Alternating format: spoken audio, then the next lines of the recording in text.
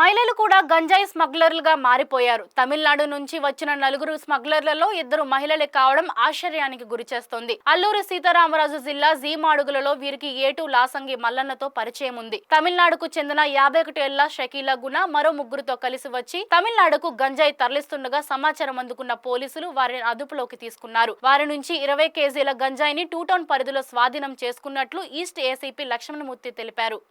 ఈ task force వారు ఇచ్చిన ఇన్ఫర్మేషన్ మేరకు మన 2 టౌన్ సిఐ తిరుమలరావు గారు, ఎస్ఐ సతీష్ గారు లీడర్షిప్లో సిబ్బంది అంతా కలిపి ఈ గంజాయి ట్రాన్స్పోర్ట్ చేసినటువంటి ఒక 5గురు ముద్దాయిల్ని అరెస్ట్ చేయడం జరిగిందండి.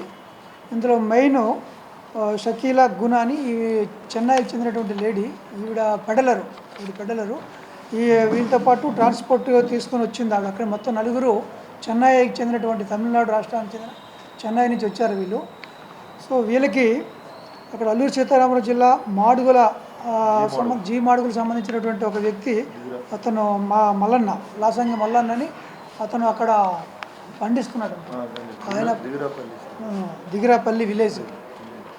అతని దగ్గర నుంచి వీళ్ళు వెళ్ళి కొనుక్కొని అక్కడి నుంచి ట్రాన్స్పోర్ట్ చేసి వస్తుండగా మనకి ఆర్టీసీ కాంప్లెక్స్ పరిసరాల్లో మనకు నిన్న రాత్రి దొరకడం జరిగిందండి. వాళ్ళని పట్టుకొని వాళ్ళ దగ్గర నుంచి ఒక 8 ప్యాకెట్లు అంటే 20 కేజీల గంజా నార్కోటిక్ డ్రగ్ సీజ్ చేయడం జరిగిందండి. వీళ్ళందరినీ కూడా ఈరోజు జడ్జి గారి ముందు పెట్టి రిమాండ్కి పంపిస్తున్నాం. ఈ యొక్క రైడ్లో పార్టిసిపేట్ చేసినటువంటి సిఐ తిరుమలరావు గారికి అలాగే సతీష్ గారికి అభినందిస్తున్నానండి. అంటే ఇది ఒక్క దగ్గర కాదు కదండి, ఇప్పుడు మన సిటీ వరకు మేము మాట్లాడగలము. మాడుగుల్లో వచ్చింది అంటే అది ప్రతి చోట కూడా పోలీసు, ఇప్పుడు మీరు ఆల్రెడీ ఈరోజు పేపర్లో వచ్చింది, ఈగిల్ అని పెట్టారు సంస్థని. దీనికోసం ప్రభుత్వం పూర్తి స్థాయిలో చర్యలు చేపడుతుంది. పూర్తిగా అనేది కాకపోయినా చాలా వరకు తగ్గింది. ఇప్పుడు మన సిటీలో చూసుకునే చాలా వరకు తగ్గింది. ఇలాంటిది కల్టివేషన్ కూడా అక్కడ ఆపాలి, ఎందుకంటే అక్కడంతా ట్రైబల్స్ కల్టివేట్ చేస్తున్నట్టు మనకి అర్థమవుతుంది.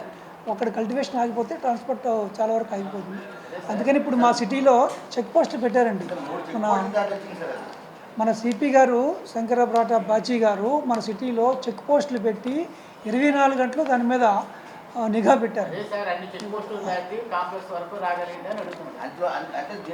చెక్ పోస్టులు మనకి రైల్వే స్టేషన్ దగ్గర ఇక్కడ పెట్టాం, కాంప్లెక్స్ దగ్గర పెట్టలేదు. మన కాంప్లెక్స్ దగ్గర మనకి పెట్రోలింగ్ మూమెంట్ అంటే మరి 100% ఏ నేరము ఎవరు చేయలేరండి. కొంతవరకు పూర్తిగా 90% మన సిటీలో అయితే కంట్రోల్ చేయడం జరిగింది.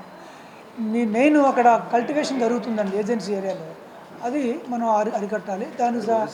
అది ఎక్కువగా ఒరిస్సాకి ఆంధ్రాకి బార్డర్ జరుగుతుంది. ప్రభుత్వాలు దాని మీద చర్య తీసుకుంటాయని